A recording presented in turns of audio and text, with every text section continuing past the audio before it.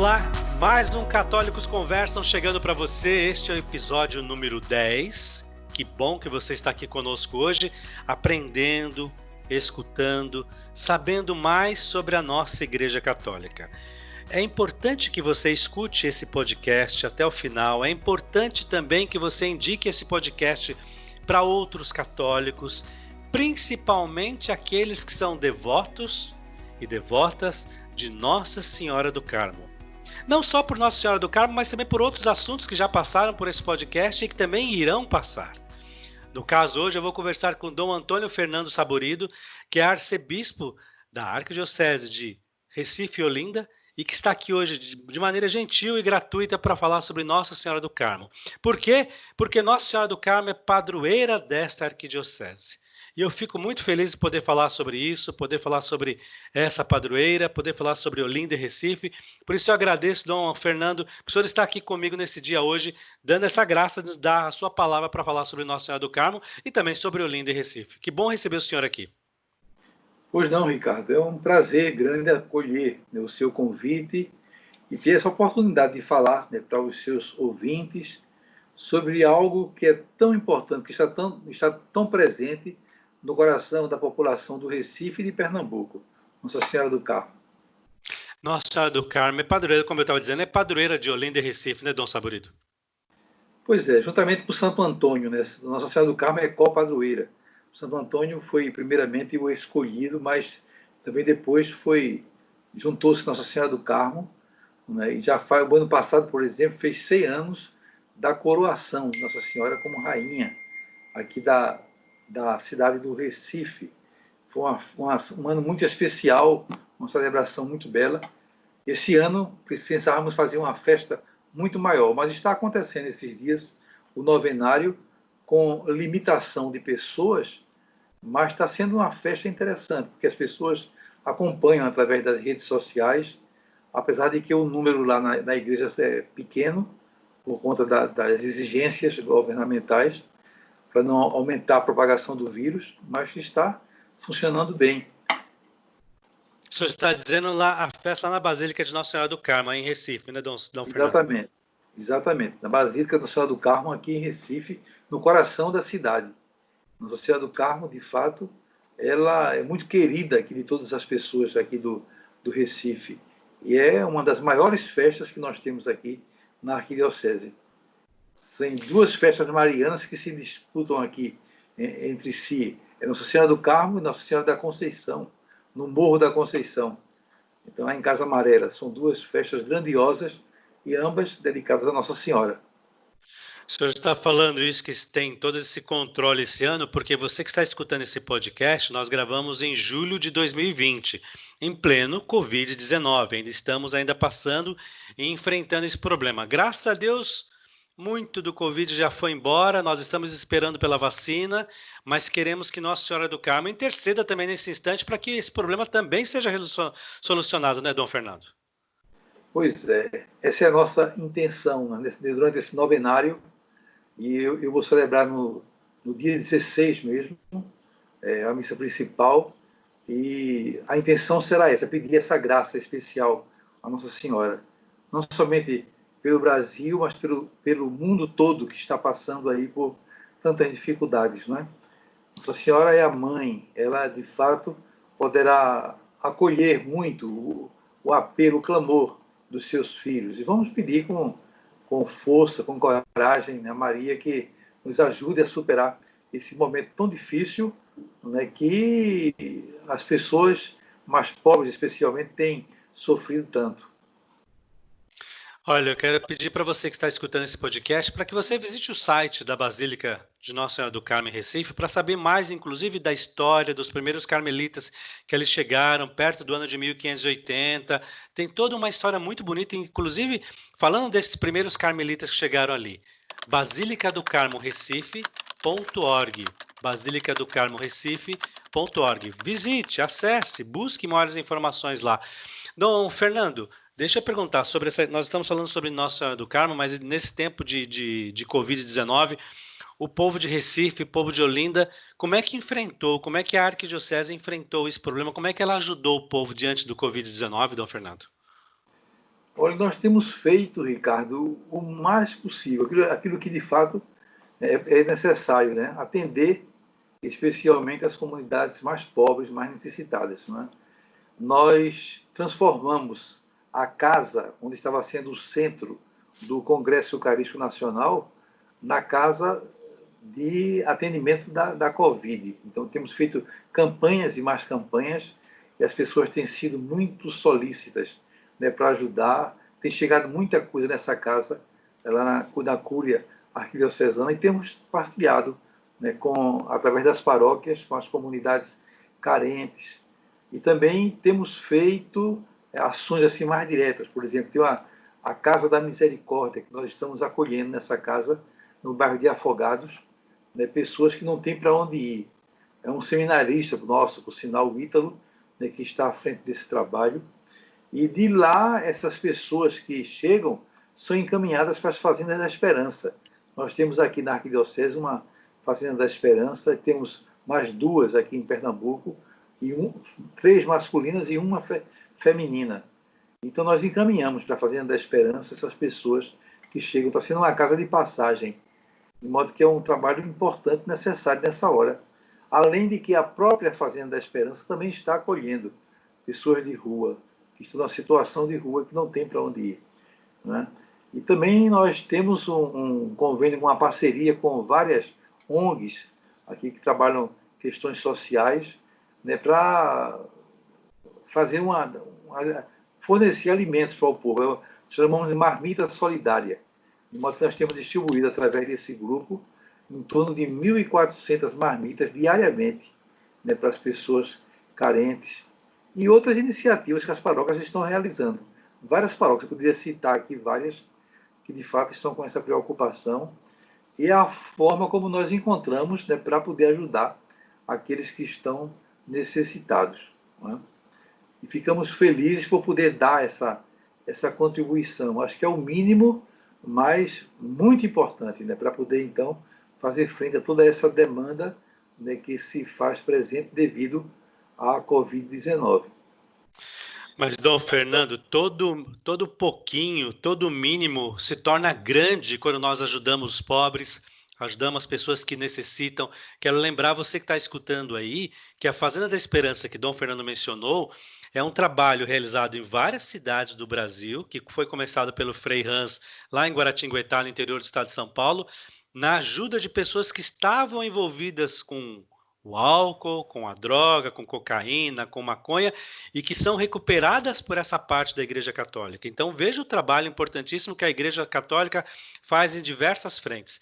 E aí, agora, a Fazenda da Esperança se coloca também para ajudar as pessoas que estão com Covid, para ajudá-las na quarentena, para ajudá-las a conseguir alimento. É muito importante isso. Dom Fernando, a gente percebe que a Igreja Católica, em várias dioceses e arquidioceses desse nosso Brasil, vem dando a sua contribuição de maneira grande, maravilhosa. Eu não digo que é pequena, não, que é grande, maravilhosa, para ajudar os pobres, assim como o Papa Francisco pediu, para nós estarmos de olho nos pobres do país. Exatamente. Também aqui na Arquidiocese, Ricardo, nós temos a Santa Casa de Misericórdia.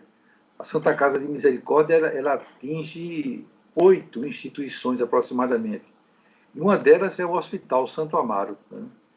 Então, nós colocamos o Hospital Santo Amaro inteiramente a serviço do tratamento dos doentes. De modo que a UTI do Santo Amaro, por exemplo, passou a ser a UTI Covid-19, que muitas pessoas estão procurando, estão sendo atendidas lá gratuitamente. É um hospital filantrópico, inteiramente filantrópico, 100% SUS, e está inteiramente a serviço dos pobres, que é outra coisa que tem sido muito importante. Né? Por exemplo, eu falei agora há pouco na Casa da Misericórdia. Ainda hoje eu conversei com o superintendente do hospital, né, para que as pessoas que fossem para a Casa da Misericórdia, antes passassem no Hospital Santo Amaro para fazer o teste da Covid, para não contaminar os outros que estão lá. Porque já está chegando muita gente, e se colocarmos alguém lá contaminado, pode contaminar todo o grupo. E então a Santa Casa vai dar essa contribuição, vai providenciar o exame, fazer o teste para ver se a pessoa está realmente bem, se pode de fato fazer parte do grupo. Né? De modo que são várias frentes de trabalho que estão aí acontecendo, né, para ajudar nessa situação difícil que a população está atravessando. Graças a Deus, aqui em Pernambuco, né, os índices de contaminação têm diminuído. Isso é uma graça de Deus. Acho que o povo tem sido assim muito solícito. Infelizmente, ainda estou agora com a reabertura parcial, né, do comércio. A gente vê que muita gente aí está facilitando, não usando máscara, por exemplo. Né? Isso é um risco grande que estamos correndo, mas peço a Deus que, de fato, tudo continue melhorando entre nós. Dom Fernando, o recado que o senhor já deu aí para nós usarmos máscara é muito importante. Nós, católicos, somos sempre a favor da vida. Você é católico? Então saiba que você é a favor da vida. Nós somos a favor da vida. E ser a favor da vida nos dias de hoje é usar máscara. É preservar a vida do outro, é preservar a minha vida, é fazer com que, possivelmente, se eu estiver com o Covid e ainda não sei, porque talvez eu seja assintomático, ou talvez tenha pego o vírus e não saiba, para que eu não passe o vírus para o outro. Isso é atitude a favor da vida, Dom Fernando, isso é cuidar do outro. Exatamente, é muito importante isso. Nós temos insistido demais nesse aspecto. Né? Inclusive, nas nossas igrejas todas, nós tivemos muito cuidado, agora nessa reabertura parcial, né, para, na entrada, fazer um controle, né, das pessoas que chegam, oferecendo o álcool gel, né, procurando, é, exigindo a máscara. Se não tem, nós fazemos a doação de máscaras, conseguimos, né, fazer um projeto para a CHEI, a Conferência Episcopal Italiana, que ela nos deu uma ajuda substancial, né, para adquirir esses materiais de segurança, né, e distribuir para as comunidades mais pobres, de modo que a gente está com essa facilidade, né, para poder, então, ajudar as pessoas carentes. Né? De modo que tudo isso é fundamental, que as pessoas tenham consciência de que devem colaborar, né, ficando em casa, procurando sair só quando necessário. Estamos com muito cuidado, especialmente com as pessoas do grupo de risco, não é? Acima de 60 anos, sempre animando-os a permanecerem em suas casas, não é? Formando ministros mais jovens para levar a Eucaristia, né, para as pessoas que precisam, com os devidos cuidados. Tudo isso está sendo feito, né, como igreja, para a gente dar uma assistência espiritual às pessoas. Percebe-se a inquietação da comunidade pelo fato de estarem privados de receber a Eucaristia. Então, por isso que tomamos essa providência. Todas as missas estão sendo transmitidas pelas redes sociais, de modo que tem muita gente aí acompanhando as celebrações, e a coisa está caminhando. Graças a Deus, a gente está contente porque estamos vendo bons resultados de tudo isso. Graças a Deus, as arquidioceses e dioceses do país estão usando as redes sociais para levar a palavra de Deus, para transmitir as celebrações, para que o povo se sinta acolhido também, Dom Fernando. Eu tenho certeza que essa inquietação logo vai passar das pessoas receberem a Eucaristia. Os católicos estão inquietos realmente, mas porque eles querem estar cada vez mais próximos de Jesus. Mas essa inquietação logo vai passar, porque muitas dioceses, arquidioceses, estão começando a abrir as suas portas, começando a abrir as igrejas para o povo poder voltar a casa. E eu gostaria de deixar aqui, Dom Fernando, que muitas igrejas ainda continuam fechadas pelo Brasil, porque os seus bispos, os seus arcebispos estão preocupados com o povo católico. Não é que eles não querem deixar que o povo vá até a igreja, vá participar das celebrações de maneira pessoal. Não, isso é preocupação. Isso é preservação da vida. Fazer com que as pessoas não se aglomerem, não se reúnam em grandes grupos, para que, olha, cuidado, nós estamos preocupados com vocês, nós não queremos que vocês peguem o Covid. Essa é a grande questão, Dom Fernando. Quer dizer, é o carinho, é o cuidado, é zelar. Olha, outro exemplo, né? É zelar pela vida dos fiéis católicos para que eles não peguem a Covid. Pois é, aqui em Pernambuco, por exemplo, algumas dioceses onde a situação está mais difícil continuam ainda com as igrejas fechadas. A diocese de Pesqueira, por exemplo, né, só vai reabrir a partir de agosto, porque a situação está muito difícil lá. Aqui em Recife, quando o governo de Pernambuco autorizou que as igrejas pudessem ser reabertas no dia 20 de junho, nós só começamos a funcionar a partir do dia 27. Colocamos um tempo, mais uma semana, para nos prepararmos bem para fazer isso. Tudo isso por amor aos irmãos, para que, de fato, as pessoas pudessem voltar com segurança e sem nenhum risco, né, de contaminação. Então, eu também vejo como você, Ricardo, que esse zelo, né, pela vida é o que tem, de fato, né, promovido essa decisão das dioceses em não abrir logo, ser mais comedidos, procurar ir mais devagar, né, para que realmente possamos ter mais segurança em tudo que está acontecendo. É verdade. Há um instante atrás, o senhor falou sobre o Congresso Eucarístico Nacional. Para você que ainda não ouviu, este ano de 2020, que nós estamos gravando esse podcast, o ano de 2020, lá em novembro, iria começar o 18º o 18º Congresso Eucarístico Nacional em Olinda e Recife. O 17º tinha sido em Belém do Pará e esse ano aconteceria o 18º Congresso Eucarístico Nacional. Ele não vai mais acontecer em 2020, vai acontecer de 12 a 15 de novembro de 2021. O grande encontro de toda a Igreja Católica do Brasil pelo Congresso Eucarístico Nacional vai acontecer em Olinda e Recife de 12 a 15 de novembro de 2021. Mas, Dom Fernando, deixa eu lhe falar uma coisa, é um pensamento meu aqui agora.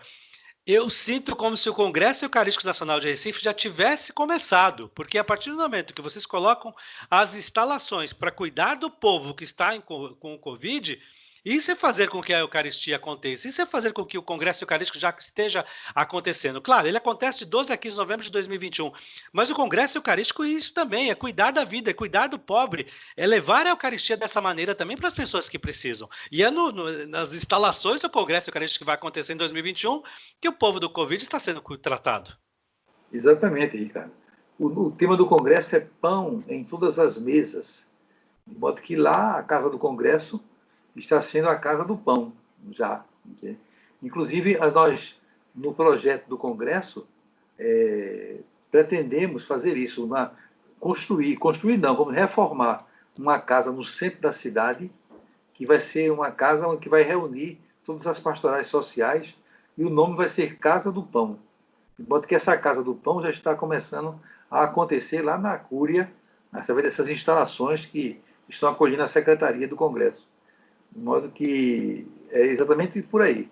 Foi uma decisão difícil. Logo no começo da pandemia, quando começou a crescer aqui em nossa região e no Brasil todo, não é? E nós tomamos essa decisão. Para isso, eu fiz uma reunião, né, com uma consulta aos bispos de Pernambuco. Ou melhor, de Pernambuco não, de todo o Nordeste 2. São 21 dioceses. E todos, unanimemente, foram solidários já à ideia de transferir para o próximo ano o Congresso, porque todos entendiam que esse ano não teria a menor condição de realizar algo tão grande assim. Não é? Então, diante da resposta dos bispos do Regional Nordeste 2, eu procurei a direção da CNDB Nacional, através de Dom Joel, que é o secretário-geral, e conversei, mandei para ele uma correspondência falando sobre a consulta feita aos bispos do Nordeste 2, e ele então fez uma reunião online, né, com a presidência, né, e a presidência foi completamente favorável a fazer a alteração, de modo que está tudo, né, adiado para o próximo ano, mas está no nosso coração, um congresso que a gente está fazendo com muito amor, com muito empenho, né, eu acho que vai ser um momento muito belo, né, de unidade nacional, né, realizar esse congresso eucarístico. Para todos nós foi um sofrimento grande, porque tinha muita coisa já em andamento, sim. Tivemos que cancelar tudo, parar tudo, entendeu? Foi difícil, mas necessário, né? Então aproveito esse podcast para dizer para as pessoas que está garantido o congresso, que será no próximo ano, e todos se programem, se Deus quiser, né, para estar conosco de 12 a 15 de novembro de 2021, que será um grande momento eclesial, né, que vai ser um fortalecimento, né, para a nossa fé. A Eucaristia, né, é o grande alimento, né, que nós precisamos para que realmente possamos ser fortes diante das lutas, diante das dificuldades. Dom Fernando acabou de falar para você que o tema é pão em todas as mesas. O lema do Congresso Eucarístico do ano que vem é repartiam o pão com alegria e não havia necessitados entre eles. Olha que interessante, né? Repartiam o pão com alegria e não havia necessitados entre eles. Dom Fernando, para quem escutou pela primeira vez, porque tem sempre aquele católico que escuta pela primeira vez a palavra, as palavras Congresso Eucarístico Nacional. O senhor consegue explicar para a gente o que é um Congresso Eucarístico Nacional, Dom Fernando? Pois não, Ricardo. O Congresso Eucarístico Nacional é algo assim de mais importante na vida da Igreja, porque a Eucaristia é o coração da Igreja, como dizia o Papa João Paulo II na sua encíclica Eclésia de Eucaristia, que foi a última encíclica do agora São João Paulo II, não é? De modo que celebrar um Congresso Eucarístico Nacional é convidar as pessoas à unidade, à fraternidade, a pensar no irmão. Existem os congressos eucarísticos, tanto nacionais como internacionais, e também diocesanos, não é? De modo que toda a igreja vive muito em função do congresso. E o Recife já teve a oportunidade de patrocinar um congresso eucarístico nacional. Foi o terceiro Congresso Eucarístico Nacional, em 1939. Aconteceu aqui em Recife. Inclusive, nós temos uma igreja no bairro do Espinheiro, né, que foi uma igreja construída como um marco do Congresso Eucarístico de 39, que é uma igreja dedicada à Eucaristia. Né? Portanto, agora será o 18º Congresso. E, de fato, estamos todos muito motivados. Quem aprova a diocese para sediar o Congresso é a Conferência Nacional dos Bispos do Brasil. De modo que foi na CNBB, né, que nós, na Assembleia Geral, né, que nós fomos convidados e aceitamos o convite para sediar esse próximo Congresso, que seria esse ano e agora fica para o próximo ano.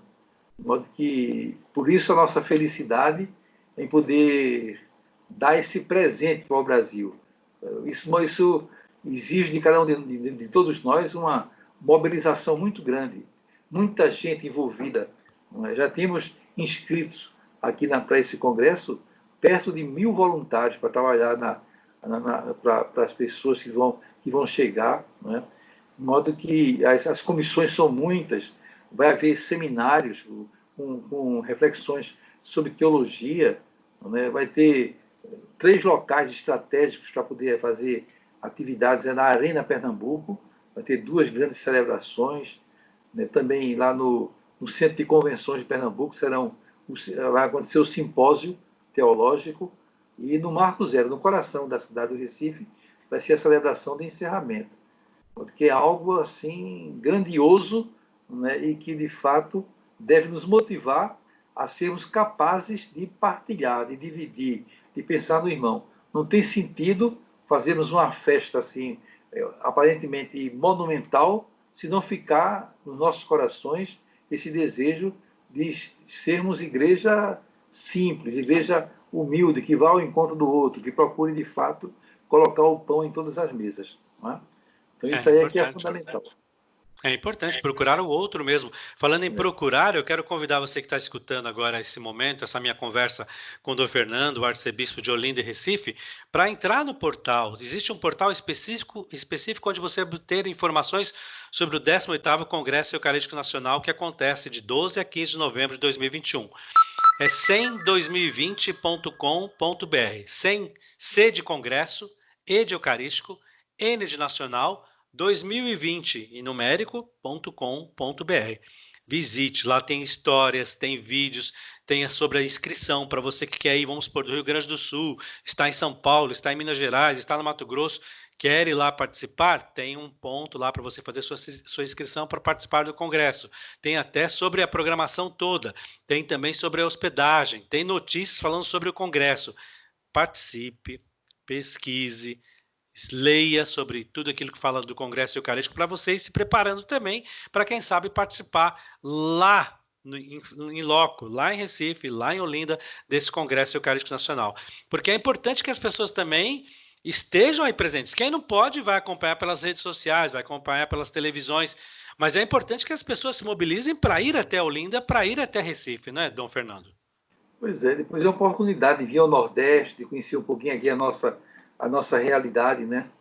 Quando escolhemos esse tema, pão em todas as mesas, é pelo fato de estarmos aqui no Nordeste. numa região com tantas dificuldades, né? De muita beleza, de muita gente boa, não é? Mas que tem muita pobreza, de modo que tem que ser um tema assim.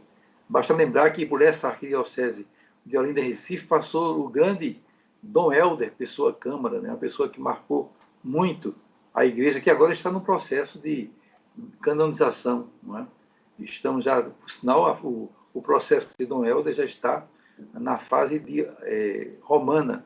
Já concluímos a fase diocesana, já está agora o processo caminhando lá em Roma, né? Mas foi uma pessoa que marcou muito essa igreja aqui, em Recife, por esse compromisso com os pobres. Que Dom Helder, aqui é muito querido. Foi o bispo que me ordenou padre. Eu tenho um carinho especial por ele, entende? E ele é sempre lembrado aqui por nós, né?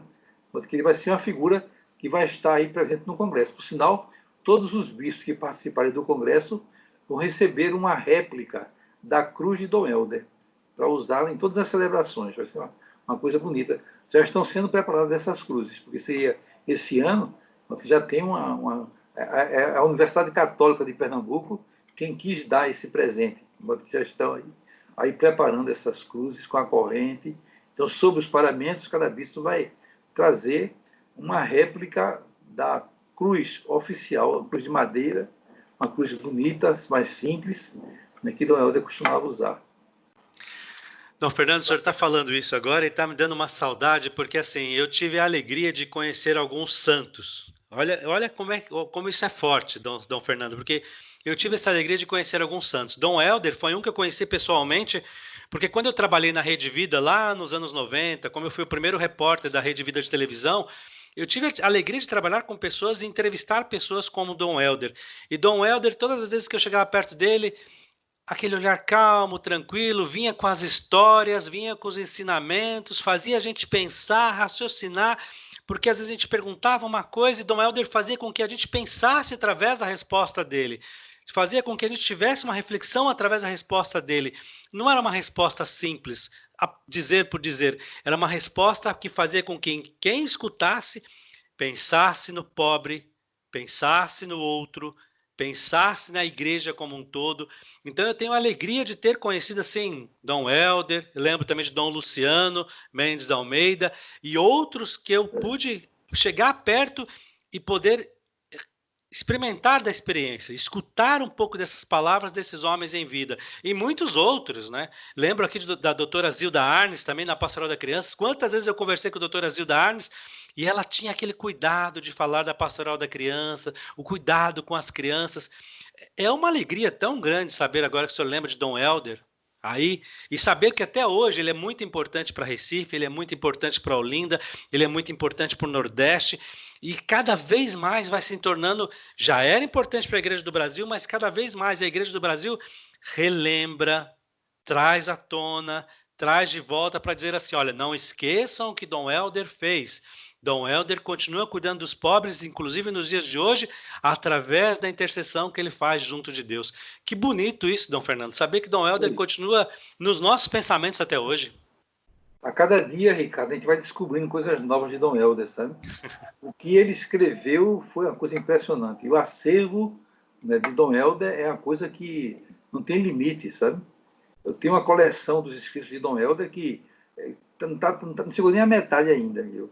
O IDEC, o Instituto Dom Helder Câmara, está trabalhando diariamente, né, para poder produzir esse material, né? As cartas circulares, por exemplo, que ele escreveu durante o Concílio Vaticano II, é de uma riqueza impressionante.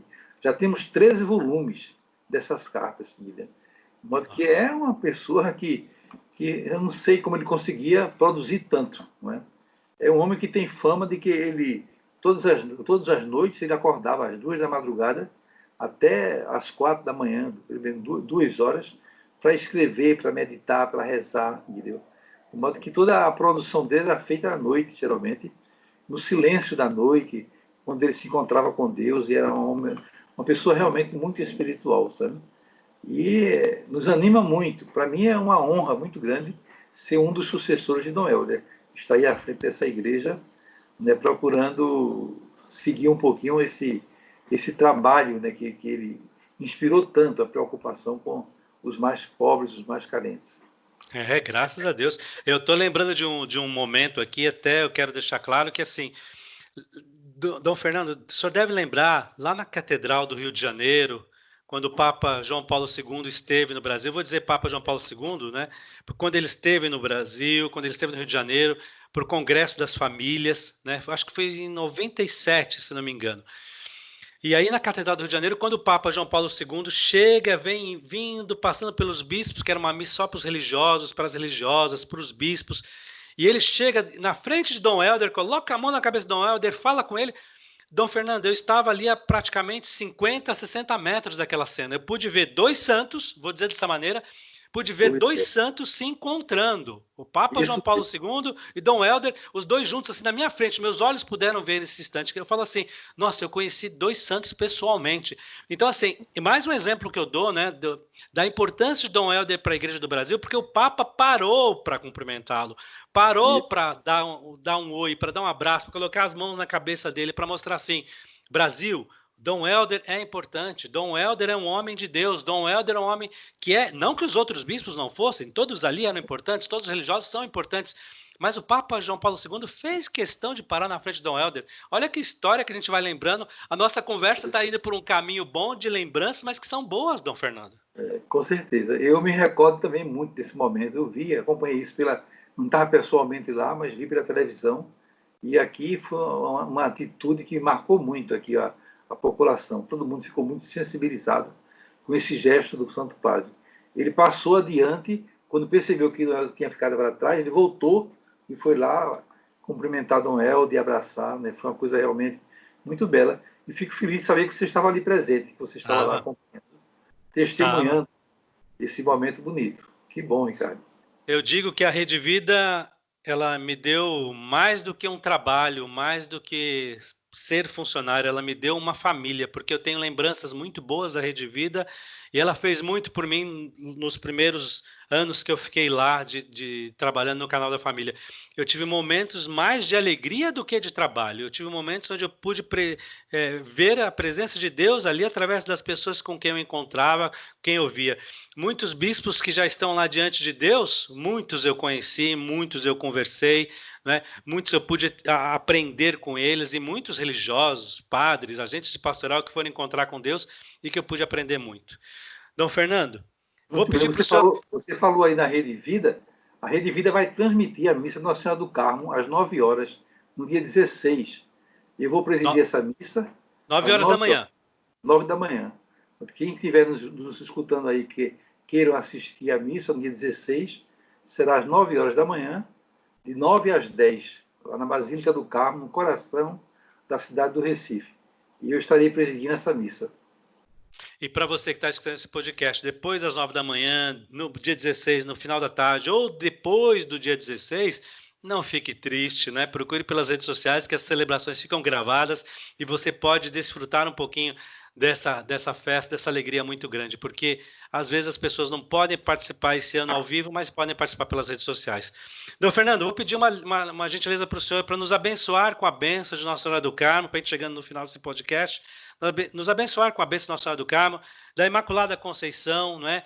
De todas as pessoas que precisam ser abençoadas, por todos os doentes que estão ainda com Covid-19, pelos desempregados, pelos patrões que estão precisando relevantar as suas empresas, não é? Porque estão passando por dificuldades financeiras, inclusive para pagar os funcionários, por todo esse povo de Olinda e Recife, por todo esse povo que precisa e que vai já preparar o coração para participar do Congresso Eucarístico Nacional de 2021, do Fernando.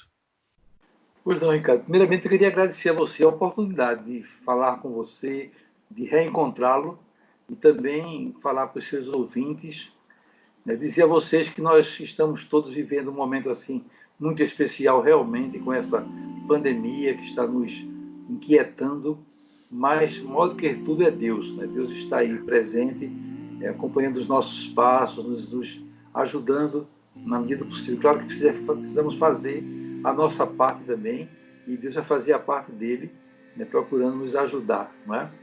Nossa Senhora, a Mãe de Deus e nossa, é a nossa Rainha do céu, né, que como mãe bondosa está aí do nosso lado, com esse título Nossa Senhora do Carmo, Nossa Senhora do Monte Carmelo, né, aquela que de fato acolhe os peregrinos, acolhe as pessoas que querem se encontrar com Deus, ela procura ser essa ponte, né, que nos conduz a Ele. Então, que ela esteja velando por todo o povo brasileiro, de maneira especial, né, para que tenhamos força e coragem para seguir os nossos passos. Então, através de Nossa Senhora do Carmo, eu invoco sobre todos vocês que estão aí nos escutando as bênçãos do Pai, do Filho e do Espírito Santo. Amém. Amém, Dom Fernando. Eu, Ricardo Cariello, quero agradecer a oportunidade de poder encontrar com o senhor, porque muitos estão ouvindo pelo podcast, outros estão ouvindo pelo YouTube, mas essa é a maneira que nós temos de nós católicos nos encontrarmos pelas redes que estão aí a nosso favor, para que nós não fiquemos assim tão distantes. É bom demais poder encontrar com o senhor, mesmo que seja pelo vídeo, pelo áudio, mas saber que o senhor está bem, está com a saúde boa e está principalmente cuidando dos pobres de Olinda e Recife, assim como o Papa Francisco tem nos pedido. Muito obrigado, Ricardo. Foi um prazer grande estar com você, viu? Que Deus o abençoe muito e continue trabalhando pela igreja, fazendo esse grande benefício através das redes sociais, através dos meios de comunicações. Amém, Dom Fernando. Muito obrigado e pode ter certeza, Deus vai me ajudando para a gente continuar em frente, levando a palavra de Deus, que vem de vocês e que seguem pela gente para chegar no povo. Obrigado, Dom Fernando. Até uma próxima oportunidade, porque a gente tem muito o que falar nesse ano de 2020 e também sobre o Congresso Eucarístico de 2021. Pois não, disponha sempre, viu? Amém, que assim seja, porque aqui católicos conversam.